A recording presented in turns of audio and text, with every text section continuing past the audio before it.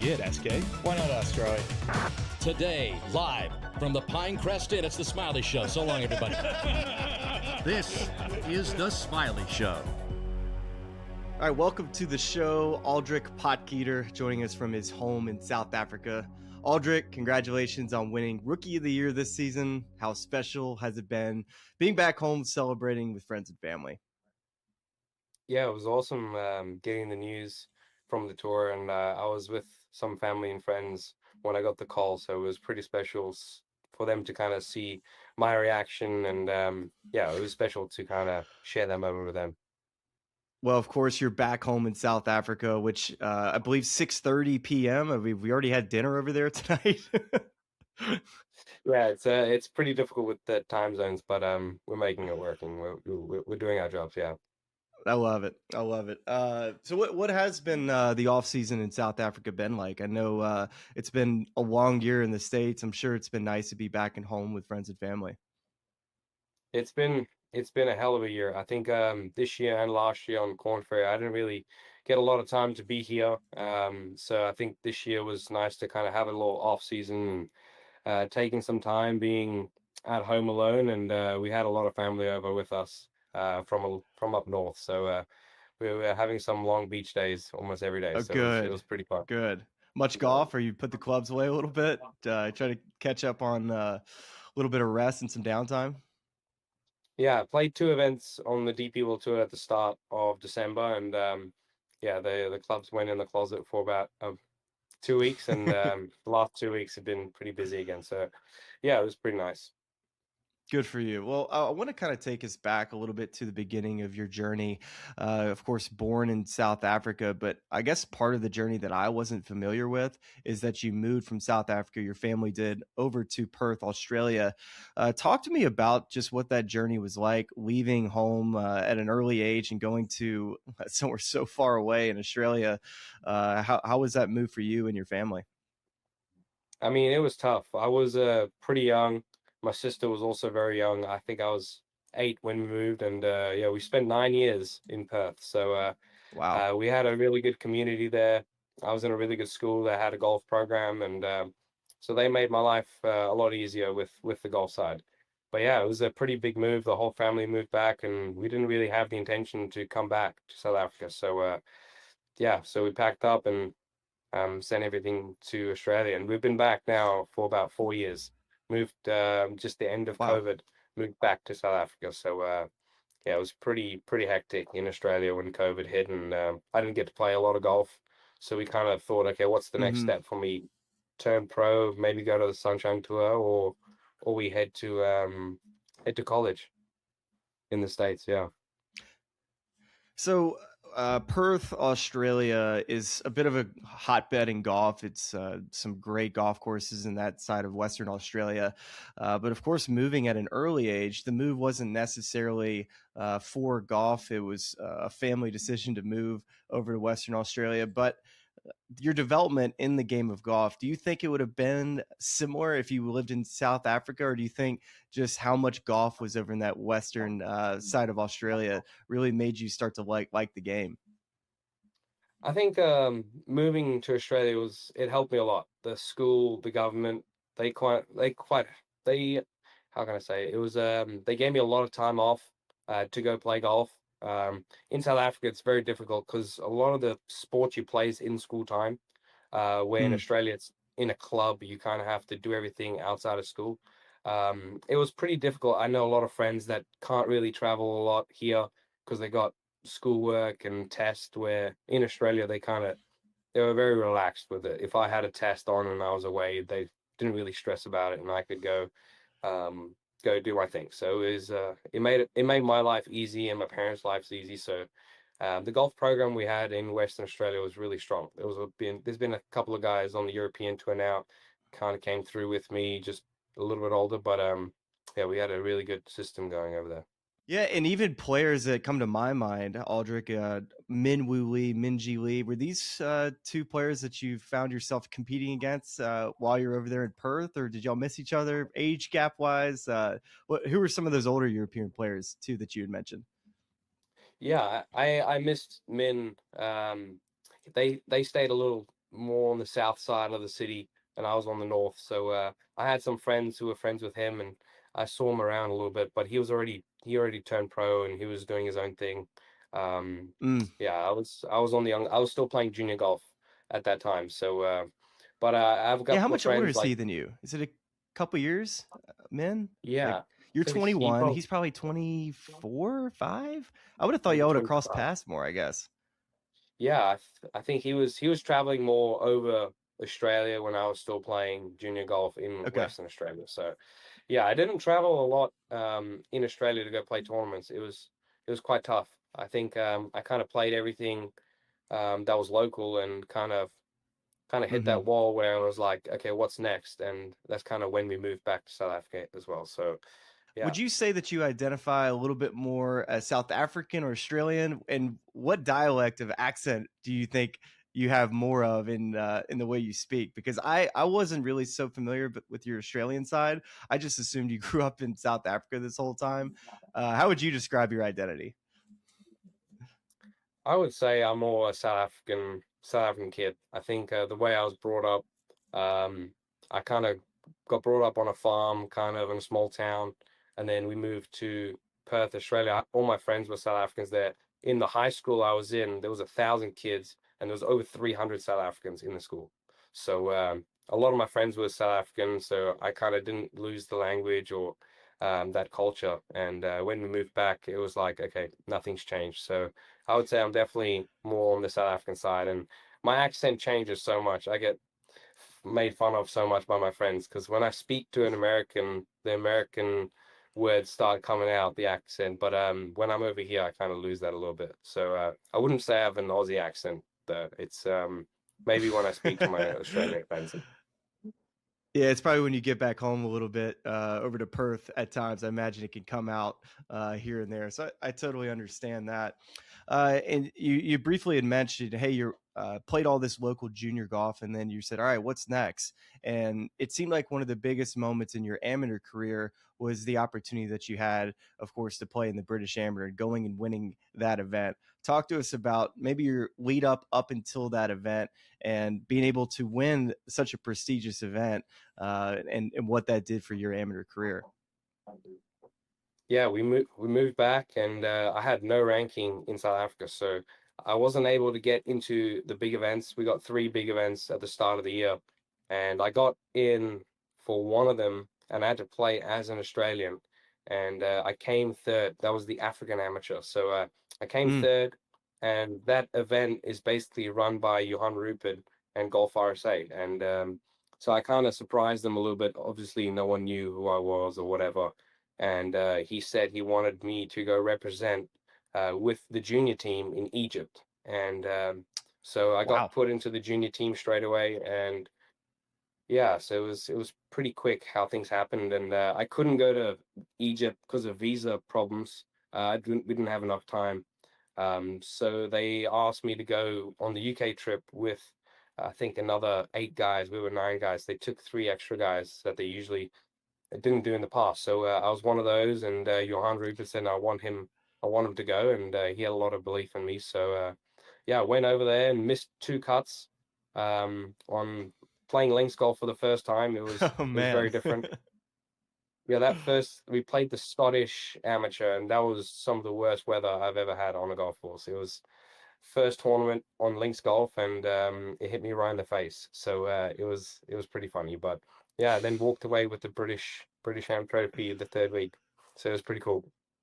So winning the British Amateur Championship, I'm sure that was an incredible moment. And how did that win change your outlook on what you could do maybe at the next level at that point? It was interesting because that kind of was that next step for me, and it was amazing how quick it happened when I was kind of playing in Australia, coming to South Africa, and then I was only playing 5 or 6 events, and then playing some of the bigger amateur events in the world, and then to win one of those, it's pretty amazing how my eyes opened up to kind of seeing, okay, this is kind of the level we're at.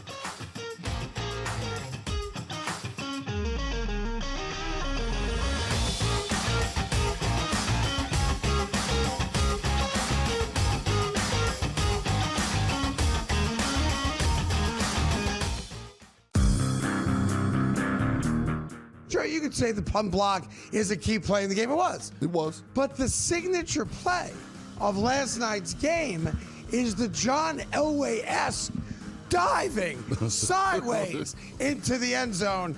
There's a picture of it right there. To effectively win the national championship. That dude's a baller. The Craig Carton Show. Only on SportsGrid. NCAA always has a complicated relationship with sports betting. It's, of course, they were the title litigants in the fall of the federal ban. They were trying to stop New Jersey from offering it. They just don't like sports betting, right? I think they understand that people bet on their games and it probably drives engagement, but at the end of the day, they see this as a threat. We know all the scandals that have happened around college sports. Newswire. Only on SportsGrid. Hold on a second, though. You believe that Mike McDaniel is not head coach caliber? No. There's a lot of evidence that says Cliff Kingsbury is not That's either. That's fine that you believe that. But here's the thing. There's more. Hold on a second. Hang on. Go ahead. Mike McDaniel has a better resume than Cliff Kingsbury. He does on paper, but he's not a locker room guy. Well, is Cliff? Game time decisions. Only on SportsGrid. Buffalo Bills have to find a new head coach. Take a look at the leaders right now. A 33% chance Brian Dable takes that job. You say, well, why? Wait a second here. He's the head coach of the New York Giants. Did you know he came from the Buffalo Bills and basically resurrected Josh Allen on that MVP trajectory while he was with the Buffalo Bills? Clay Kubiak, Joe Brady, Davis Webb, all offensive guys, which I agree with. The Early Line. Only on SportsGrid.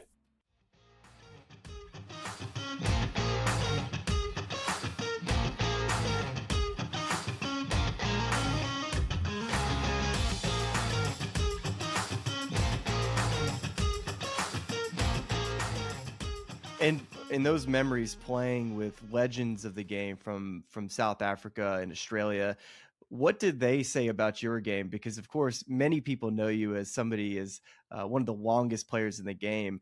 Did any of these older guys who had played all around the world, seen plenty of guys play, did they give you confidence knowing that, okay, I got a chance to be really great in this game? Yeah, I spent a lot of time that week with Adam Scott, and he's such a great guy. He's one of my favorites out there. Even to this day, we spent a lot of time together. And I had a lot of good discussions with him. I knew his caddy, so that's kind of how we got together, put together, playing practice rounds together. So I think his caddy was talking me up a little bit, kind of trying to explain to him who I was, how I played. And I think playing the practice round with him, he kind of understood that a bit more. And he was such a great guy, giving me so much advice on what's maybe ahead and how we can approach it. He spent a lot of time with my dad, speaking with him about a lot of the stuff. So it was pretty cool to kind of see that from him and a lot of the other guys. But it was interesting, I think, for him to kind of see a 17-year-old outdrive him a little bit. So I think that kind of opened up his eyes a little bit. And he's definitely not a short golfer by any means. What did you learn about yourself playing in these 3 major championships? I mean, those weeks, they're huge. I mean, I remember going to Augusta. I played those 4 or 5 rounds before the week, and it was pretty cool seeing kind of how empty the course was at that time and how good the greens were 5 weeks, 6 weeks before the tournament. But playing the par 3 contest and just being involved in the week, it's pretty special. It's a really big week, and even the Open and the US Open, I think one mistake I made was playing a little bit too much. You kind of want to spend every minute of every day on the golf course playing with all these great guys. So I think I overdid it a little bit, but I think it was definitely worth it. Trust me, I think I have you beat. The first major championship I played was US Open at Pinehurst. I just qualified, just got out of school, and I played 18 holes on Sunday, Monday, Tuesday, and then I played 16 holes, a little day off on Wednesday before that first round on Thursday. So I can definitely relate with overdoing it at a major championship. And so I want to ask you this, there's so many rookies that come on to whether it be the NBA, the NFL, and they all have like a welcome to the league moment. What was your welcome to the majors moment, whether it be the Open, the Masters, or even the U.S. Open? Did you have any welcome to the majors moments from any of those? Yeah, I think there was a few. I think I remember getting to the driving range on Saturday the week before, at the Open at the old course, and they got the range on the one side. I think it's one of the other courses they use, and I remember getting there, and we got there early, and I remember I told my dad I want to go hit some balls. I'm excited. I want to get out there, and I thought no one was going to be there. Obviously, I had no idea you can go out the week before and stuff, and Lee Trevino was on the range, and Oh, Adam was wow. there, and so many other legends of the game, and it kind of just hit me, and I was standing on the range for about 25 minutes just watching other guys hit the ball, and my bag was sitting over there, and I just didn't want to hit balls. I just wanted to watch other guys. So it was pretty cool. I think that's kind of the biggest moment that kind of hit me.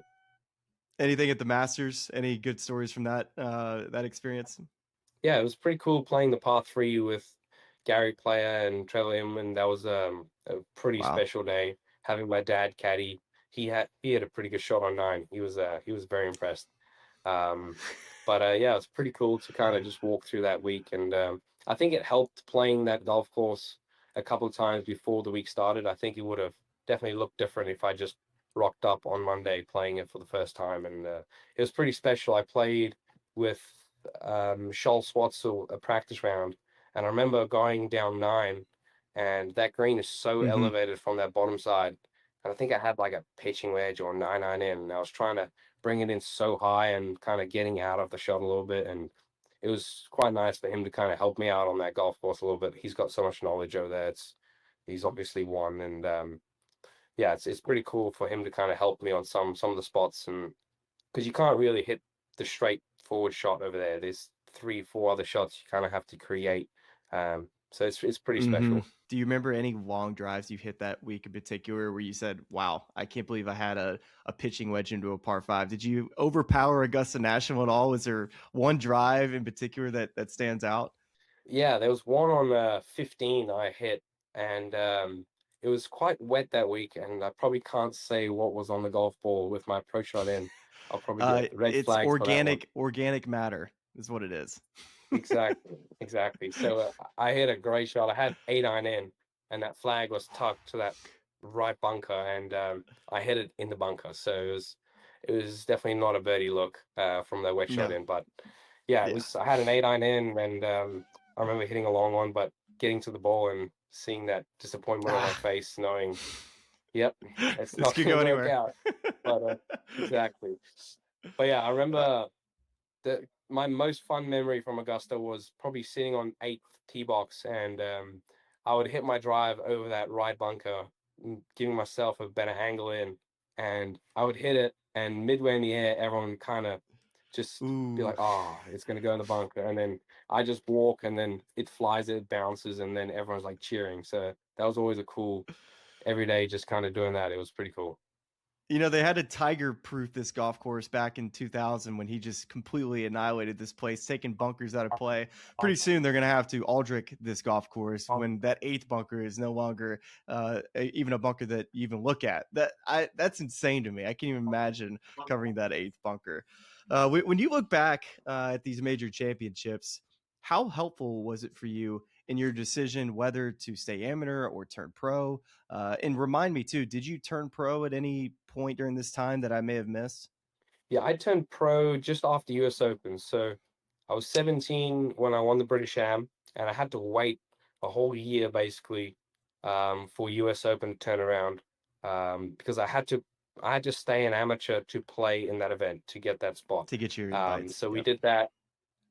Yeah. So I turned pro just after. That was my last major as an AMI, and then I turned pro, and then waited for about five months, and then went to Q school. So yeah, I didn't play, just played Monday qualifiers, tried that out. That was tough. That was probably some of the toughest golf I had to get through.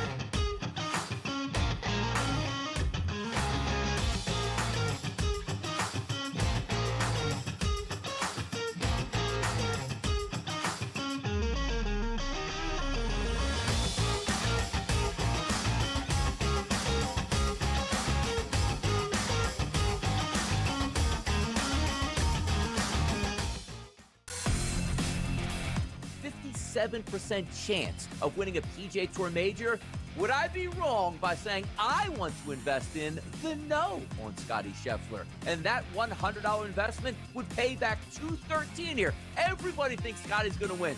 It's like 100 golfers in those fields each and every week in the majors, the best golfers in the world. I'm going against the grain, Joe. Give me the no on Scotty Scheffler. Prediction Markets Edge. Only on SportsGrid. I'll tell you what, guys. The insider scam is like the best insider scam in the business of, like, in the history of television. They don't know anything until their phone gets the text message in which the deal is done. Right? We saw this with Quinn Hughes. We were told, he wants to play with his brothers. He wants to play with his brothers. Now they're saying that he wanted to be traded to Detroit. In other words, just say you don't know. In-game live, only on SportsGrid. Memphis is shopping John Morant. Yeah, no kidding. They should have shopped him 2 years ago and got rid of him. The problem is, where does he go? Like, what team is going to sit there and deal with a dude who, A, has not been healthy or reliable both on the court or off the court? Like, who's trading for John Morant here, Coach? The early line. Only on SportsGrid. Buy or sell. Tua has made his last start for the Dolphins. Feels like Sam went easy on this one. If I could be that crazy guy, was it Jim Cramer? Buy. Yeah, there's no way he's playing for the Dolphins again. After he said that statement, there was no way in hell anyway. But once again, new coach, new GM. I don't know how they're going to do the cap hit. It's massive. Fantasy Sports Today. Only on SportsGrid.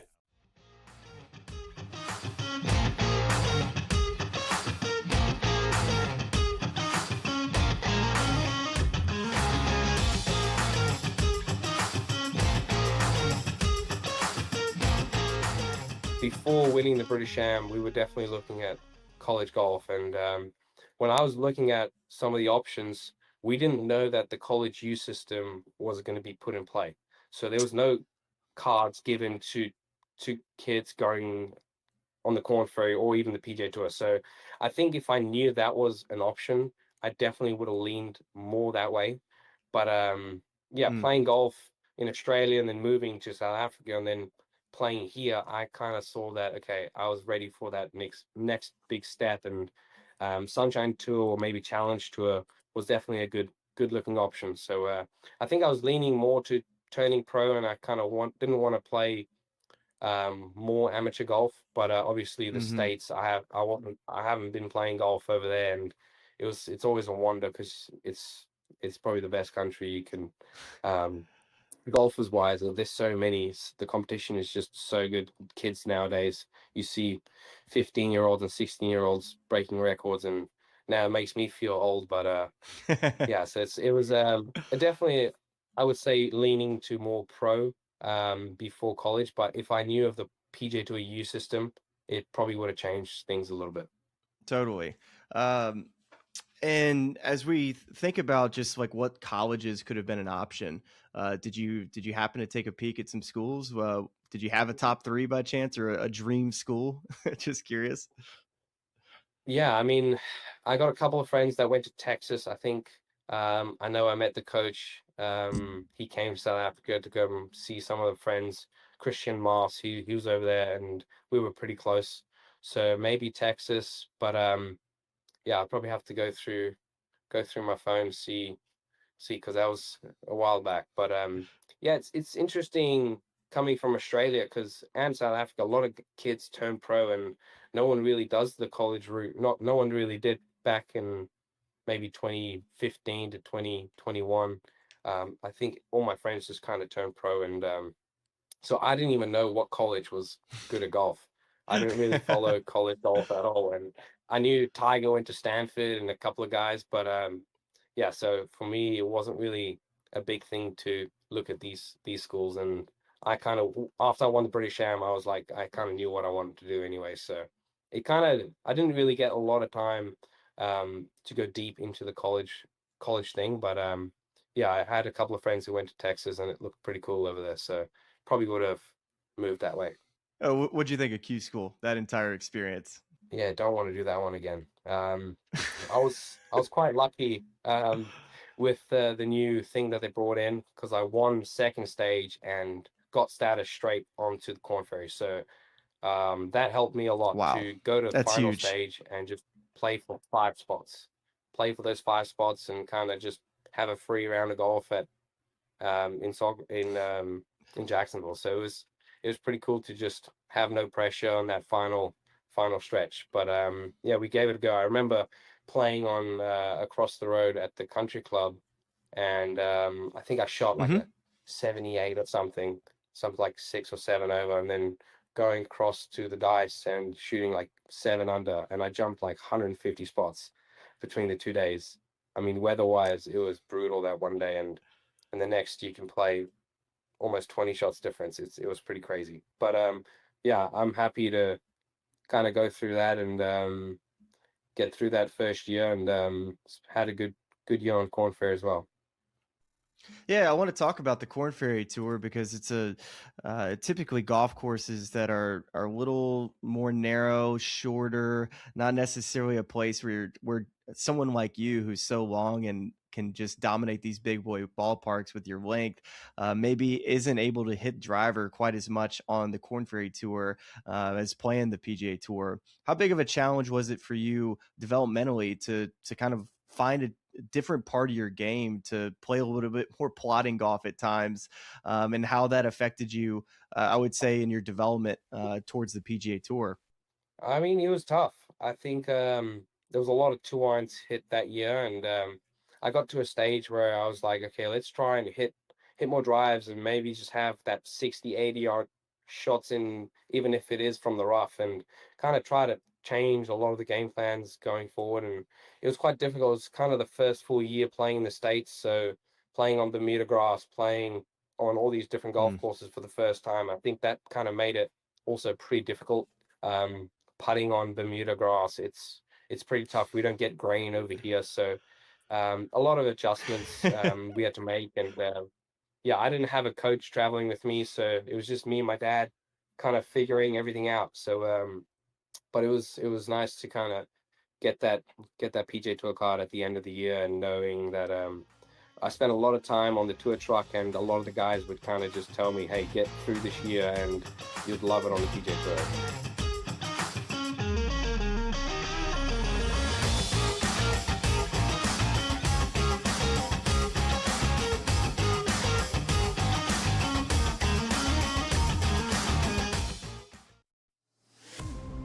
What is going on with this John Morant saga, right? Joe's on the block. Joe wants to be traded. But now Joe comes back and he denies all trade talk and says John says he has no desire to play elsewhere. So he shut it down. He's still viewed as a franchise centerpiece when on the floor. Memphis, they're better with him. Pro Basketball Today, only on SportsGrid. The Buffalo Bills have to find a new head coach. Take a look at the leaders right now. A 33% chance Brian Dable takes that job. I say, well, why? Wait a second here. He's head coach of the New York Giants. Did you know he came from the Buffalo Bills and basically resurrected Josh Allen on that MVP trajectory while he was with the Buffalo Bills? Clay Kubiak, Joe Brady, Davis Webb, all offensive guys, which I agree with. The Early Line, only on SportsGrid. Sure, you could say the punt block is a key play in the game. It was. It was. But the signature play of last night's game is the John Elway-esque diving sideways into the end zone. There's a picture of it right there. Yeah. To effectively win the national championship. That dude's a baller. The Craig Carden Show, only on SportsGrid. Hold on a second, though. You believe that Mike McDaniel is not head coach caliber? No. There's a lot of evidence that says Cliff Kingsbury is not That's either. fine that you believe that. But here's the thing. There's more. Hold on a second. Hang on, go ahead. Mike McDaniel has a better resume than Cliff Kingsbury. He does on paper, but he's not a locker room guy. Well, is Cliff? Game time decisions, only on SportsGrid.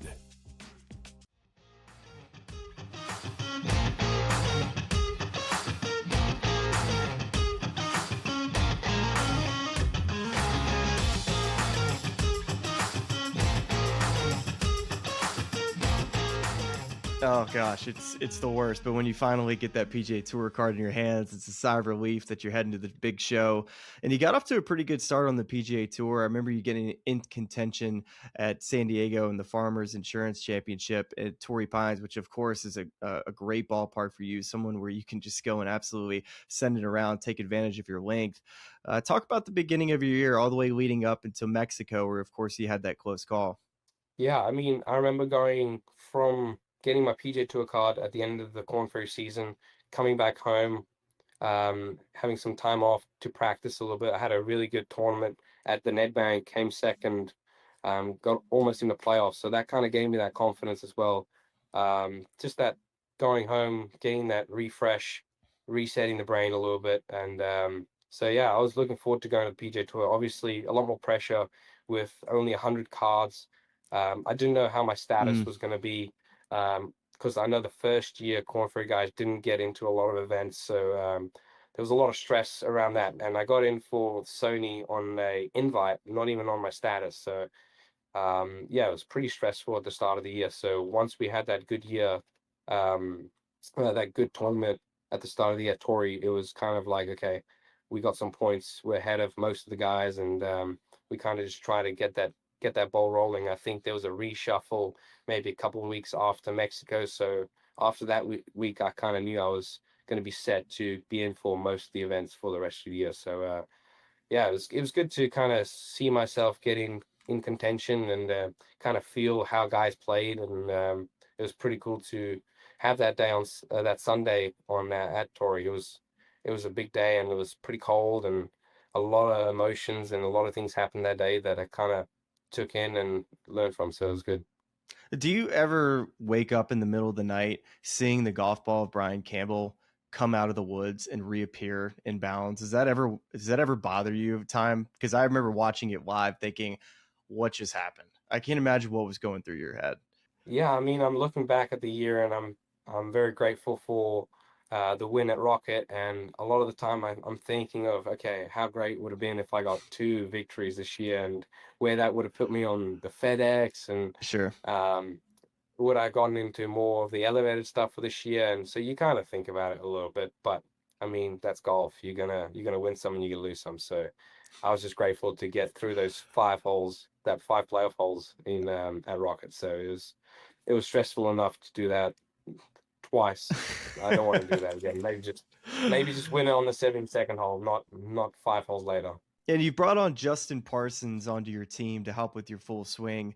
And I wanted to ask you about just the development you've received from Justin and from his coaching. First off, when did you hire Justin? As I've, of course, know, I mean, Justin has worked with a couple different South Africans that have had tons of success with Louis Oosthuizen, Charles Schwartzel, and then Crystal Lamprecht, now another young South African working with Justin Parsons. Was an easy phone call to make to bring on Justin, of course, with all the connections for Justin into the South African golf community?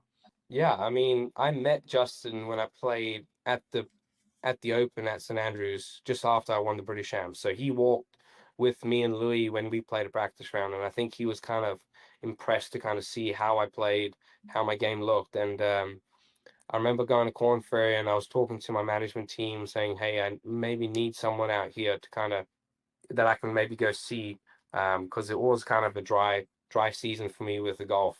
I didn't feel like I played too bad, but I was just missing a lot of cuts and didn't get through, and losing points moving back on that ranking. So we were talking about it for the whole year, and I only saw him for the first time at Amex at the start of the year. So I saw him there for the first time, and we started working. So basically, it started last year is where we started the work. And what was the main thing that you guys worked on? I did have an opportunity to speak to Justin Parsons before you and I spoke. There was a couple of questions I have for you to ask what exactly you guys are working on. But from your perspective, what are some of those things that you feel like we're able to transfer quickly in your game? Yeah, I mean, I've always taken the club a little inside at the start, and it gets around me a little bit, and then it gets across on the top side. So we've worked really hard to kind of get that in sync, just more balancing the club and putting it in a position where I can kind of make the same swing over and over and over again. So I think one of the big things that I've needed to improve this year was my ball striking. I feel like my driving was good, putting was pretty decent, short game was a little iffy, but I just kind of put myself in that difficult positions from some of the middle of the fairways, and then I think it kind of showed that my short game was not good, but I was there the whole time. It was kind of putting a lot of pressure on that side of the game. So we kind of worked on that really hard, and we kind of saw that light come out in Mexico for the first time. So we kind of knew we hit the right spot, and we kind of just built on that for the rest of the year. But yeah, it's difficult kind of doing it on the road, not getting a lot of time off. He's in Sea Island and I was in Atlanta, so it was also pretty difficult to kind of drive 5.5 hours to go see him for a day or two. So it's pretty difficult with some of the coaches. He's made it great. I've kind of seen him on the road more instead of away, and I think this year I'd probably want to switch that up a little bit. Maybe do some work away from tournaments more, where I can kind of just do my thing. Because when he tells me to do something, it's like I have to do it almost every time, which is good.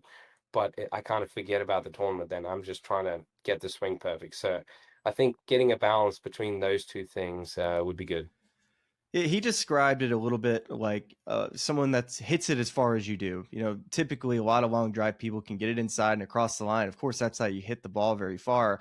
But he kind of described it as he doesn't need to hit it up on the golf ball 5 to 6 degrees. Really, somewhere around that 1 to 2 range is better for him, and it's going to help him become a better short iron player with a little bit less right side bend. Is that somewhere kind of the feelings that you have to be able to control your gaps just a little bit better and just overall trajectories?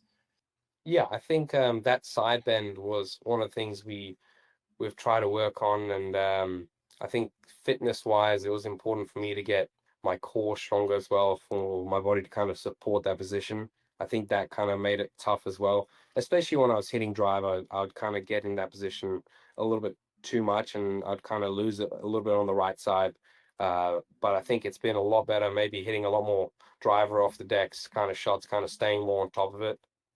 Definitely brought more consistency to how I hit the ball, even with the irons, wedges, and drivers. So no, it was really good when we hit that milestone to kind of get over that and really nail it on the head. It was a lot of I wouldn't say it took time for him to kind of learn everything because we are doing it on the road.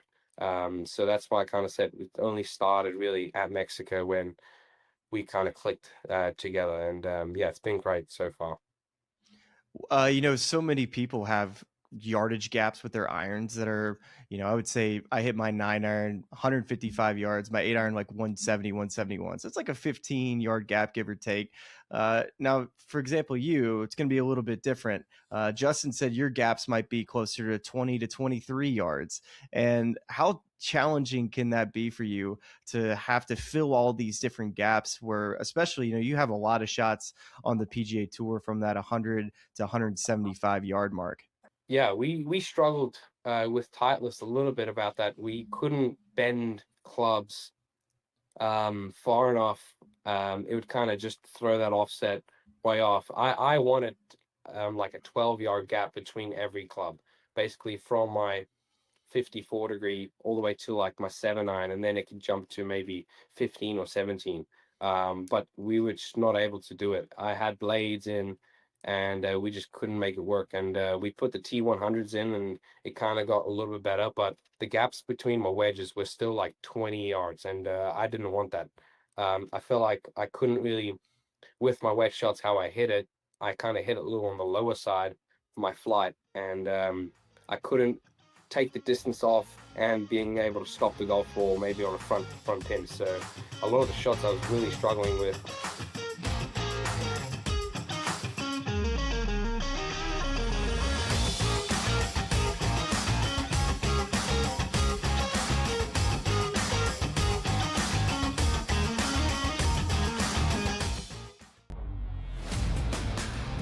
Memphis is shopping John Morant. Yeah, no kidding. They should have shopped him 2 years ago and got rid of him. The problem is Where does he go? Like, what team is going to sit there and deal with a dude who, A, has not been healthy or reliable both on the court or off the court? Like, who's trading for John Morant here, Coach? The Early Line. Only on SportsGrid. Awesome offensively, and in reality, they weren't awesome offensively. In the first half, they just had the Kwan Lacey broken play. I hate to say this because I do not want to take away credit from everybody who went on the run that they went on. But I think it's fair, maybe you won't, to wonder if that result is different if Lane Kiffin sticks around and everybody else with this Ole Miss. Game time decisions. Only on SportsGrid. Buy or sell. Tua has made his last start for the Dolphins. Feels like Sam went easy on this one. If I could be that crazy guy, was it Jim Cramer? Buy. Yeah, there's no way he's playing for the Dolphins again. After he said that statement, there was no way in hell anyway. But once again, new coach, new GM. I don't know how they're going to do the cap hit. It's massive. Fantasy Sports Today. Only on SportsGrid. I'll tell you what, guys. The insider scam is like the best insider scam in the business of, like, in the history of television. They don't know anything until their phone gets the text message in which the deal is done, right? We saw this with Quinn Hughes. We were told, he wants to play with his brothers. He wants to play with his brothers.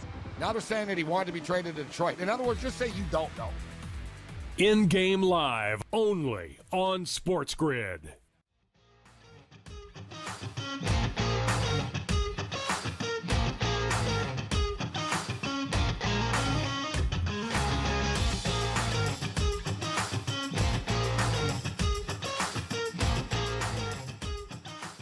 Did you potentially consider the opportunity to maybe switch to a spinnier golf ball? Could that possibly help? Is that something you've tried to do? Yeah, so we did that eventually. We put some different grooves in, a U groove into my irons, so that added some spin. And we changed to the ProView 1X Plus ball. So I'm not playing that ball anymore, but I was, and I put it in on the Monday of Rocket Mortgage, and then I won that week. So it was pretty cool to kind of to say that. And but yeah, playing in Scotland and playing the Open with that spinny golf ball just didn't work either. So it literally had to be a calm day, maybe a one club day. Otherwise, that golf ball just didn't work for me with the speeds that I was hitting it at. I mean, sometimes I would hit it 30, 40 yards short, and it'll be a 2-club wind. It was pretty hard. So I would say for American golf, you're kind of standard. Perfect conditions, maybe going to Waste Management or something like that. That golfer would be prime. But yeah, if you're playing on the coast a little bit, it's pretty difficult. So, Aldrich, you mentioned that you were living in Atlanta, and I got to get the story of how you ended up in Atlanta. If I remember, you and I spoke, and you were living somewhere like in a guest house or something. Remind me of where exactly home was for you this last year or two. Yeah, I mean, I have a friend, Norrie Stain, that lives in Atlanta. A lot of guys would know him, working for CGF, and yeah, so I went to go play Q school with my caddy from Mossel Bay as well at the time, and he knew Norrie very well. So we flew over there. We were going to stay with Norrie, and his house was full. His parents were there at the same time. He's got 4 kids now. So he sent us to a friend of his, an American guy. His name's Darren, and they don't have kids. They got this massive house and living on a piece of property. And he was like, hey, whenever you want, you just come stay here. So yeah, we've clicked so well. We've become such great friends now, and he loves golf. He's a member at 3 or 4 clubs, and he loves it. So me and my dad have just been chilling over there, and all the clubs that he's a member at have opened the golf courses for me to go and practice at. Wow. So it happened really easy. So yeah, we've been happy. It makes travel really easy. I fly straight from Atlanta straight into South Africa, so I can just hop on a plane. There's 2 flights almost every night, so it makes travel easy in the States as well. How challenging has it been for you over the last couple of years, going from city to city, hotel room to hotel room? You mentioned that your dad is with you most of the time. How much do you miss home during this time? And is it difficult to have this type of lifestyle? I mean, I think it's only going to get difficult when maybe a girlfriend or something like that pops up, but it hasn't been too bad. Um, but yeah, it's been great with my dad at least, traveling with him, and my mom and sister come over maybe 2 or 3 times through the year, so it makes it easy. But yeah, I mean, living in a hotel, it's never easy living 3 months out of one suitcase. I think that kind of makes it tough. But yeah, trying to get Airbnbs, maybe things to do. Um, but yeah, it's you get kind of used to it a little bit. It's more hotel, golf course weeks anyway. So you're so busy during that week. Maybe this year it'll look a little bit different. Maybe you can get some stuff Had um, outside of golf to do. had you been to the States before this first year on the Corn Ferry Tour? It was just to go play Augusta, and I played at Sage Valley in the June Invitational. That was kind of the only times I've been to the States. Yeah. All right, so what's your favorite food that you've discovered in America that you didn't have, of course, in South Africa or Australia? I would say I mean, barbecue, like a brisket or something like that, that's been huge. And some of the wing places you go to it's pretty good. I mean, we get wings here in South Africa, but it's like half of the size. I don't understand it. I'm like, how can a chicken wing be half of the size compared to the States? So no, it's true when they say you go to the States and everything's bigger and better. So yeah, I could literally see that saying. Well, I know you've had mentors outside of your dad, of course, being on the road with you. I'd read that Tim Clark is somebody that you've been able to call when you needed help at times. How has Tim Clark been a nice sounding board for you on this first year on the PGA Tour? I mean, it was amazing. The way he's opened up and just kind of he gives me a call almost every month or so, and it's nice for him to reach out and not come from me. I think it's pretty scary looking at some of these idols you have kind of growing up, and I'm so young and I don't want to kind of step on someone's toes or bother anyone. So it's nice that it's coming from him. And we live pretty close to Ernie here. So when I'm in South Africa, I get to see him pretty often. So it's nice for them to kind of reach out. And yeah, but Tim's been great. I mean, I'm hoping that his rib and his back is getting better so he can maybe go play on the senior tour in a couple of years. And I'm seeing him when I go to Waste Management in a couple of weeks anyway. So I'll stay at his house and Oh, cool. enjoy some time with him. So it's pretty cool. You know, you guys kind of played opposite games on the PGA Tour. He was, very accurate, very short. You being a bomb and gouge guy. What type of advice has Tim given you to be able to help you progress in the game? I imagine picking the brain of a guy like him can't hurt. Yeah, I think he loves the game so much. I haven't met anyone. He's got this putting green around the back of his at his house, and we've spent about 6-7 hours in the week just putting with different putters, and he just picks my brain more than I can get to pick his. I mean, he loves golf so much, and I remember going to the range with him, and he can literally hit only a 9-iron, up to a 9-iron. Otherwise, his back starts hurting, so it's pretty tough. But he's just asking me to hit like 1,000 different shots and asking me how I do it, and then he'll kind of explain his view. So it's pretty fun to kind of see that side of a golfer. We don't really get to see that often. Everyone's kind of a bit more reserved and how they do things as well. But some of the stories he's shared over the years with playing with Tiger and playing President's Cup here in the States, their very first, I mean, in South Africa here in George, some of the stories he's shared, it's been pretty cool. So it's always nice to sit around the fire and just listen to him talk. Oh, I imagine that. I would imagine he tells some great stories. Definitely wish I could be a part of those conversations.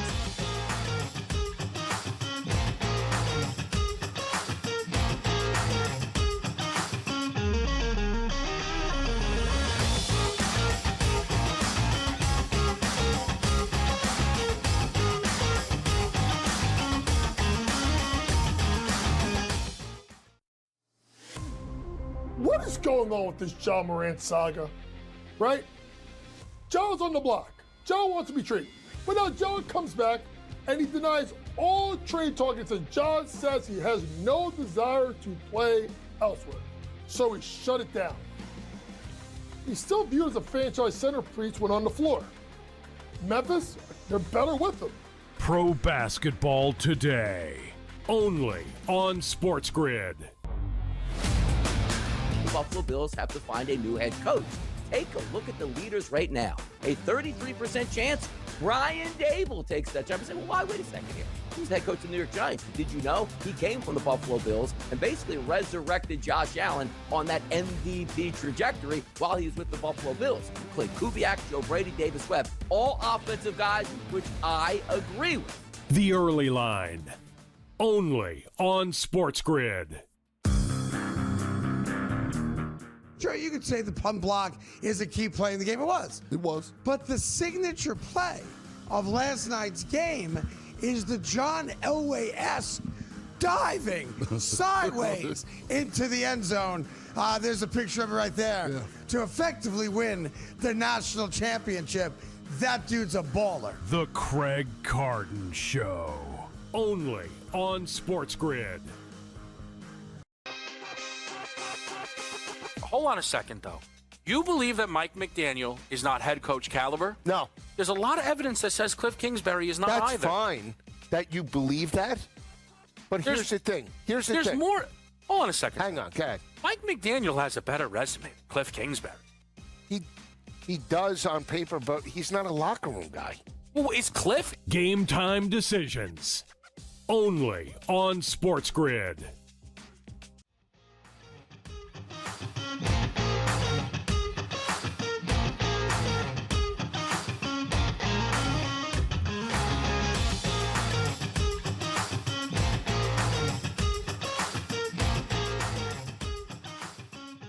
Maybe you Pebble might have the Beach best 7. ratio. That Pebble 7 would be nice. You might have the best ratio of 4s to 3s of anyone in the world, a 1 to 2 ratio. That's pretty dang good. All right, so number 7, back in the weight room here. What is your current bench and squat max versus all-time best numbers when you're in your rugby era or your wrestling era? I'm gonna think. I haven't done bench and squat in a while, just because I don't want to get injured. I think that's kind of the big things that I've kind of had to work on to change the gym setup a little bit more. But I remember being 16 in high school, being in my school uniform, long pants and a tie, and I deadlifted 200 kgs. So that's 440 pounds. So yeah, so that was I actually have a video of it, so it might get leaked somewhere. Someone might be able to find that one. We might need to get that one to B-roll the show with. That'd be nice to get Aldrich in his school clothes, just deadlifting 440 pounds. Good God.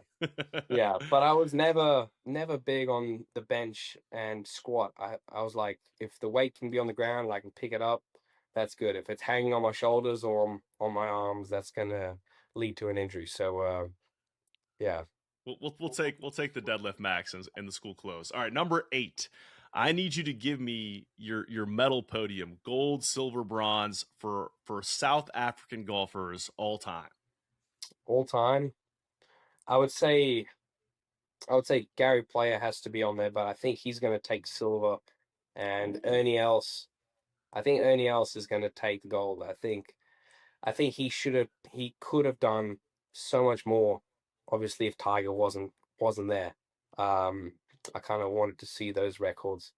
And then a bronze, there's a few guys who've done a lot. I think it has to go probably to, you got Retief who won 2 majors. But I think I'll give it to Louis because he's come second in so many majors. I think that one year he had 3 or 4. So I think Louis deserves that last spot. But there's so many, and so many guys that were ahead of me that I didn't grow up watching as well. So, but yeah, that's probably the top 3. That's a good podium. That's a good podium there. All right, so the last one, the 9th question we have for you. I'm making you the captain of a new rugby sevens team, okay?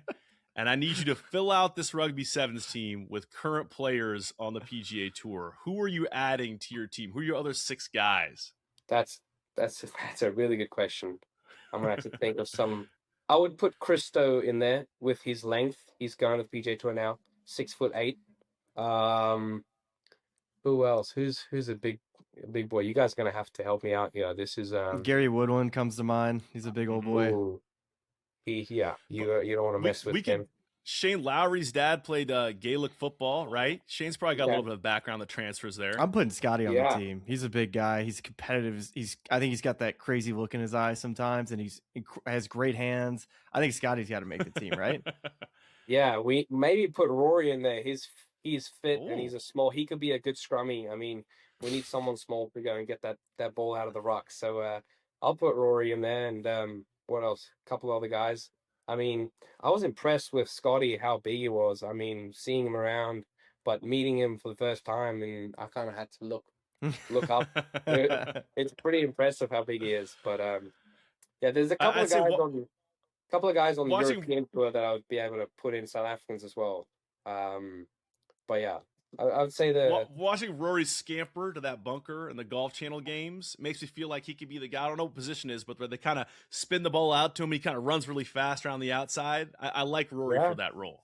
Yeah, I like Jake. Be a good I like Jake Knapp too. I think Jake Knapp, low center to gravity, strong guy.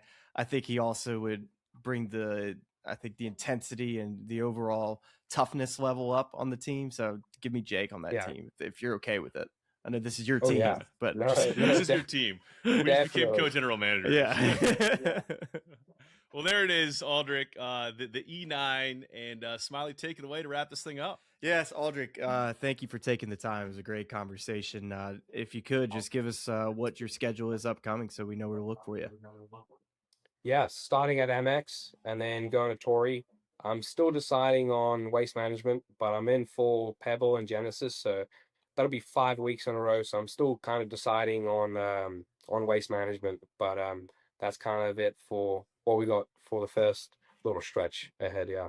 Well, congratulations again on PGA Tour Rookie of the Year. That's a tremendous accomplishment. And of course, winning on the PGA Tour in your rookie season is really, really cool. And I imagine it's been fun to be home celebrating with friends and family. So again, congratulations. And we look forward to seeing you in 2026. No, thanks, guys. Thanks for having me on the show. And I've enjoyed it so much. And we'll see you out there. All right, man. This has been The Smylie Show.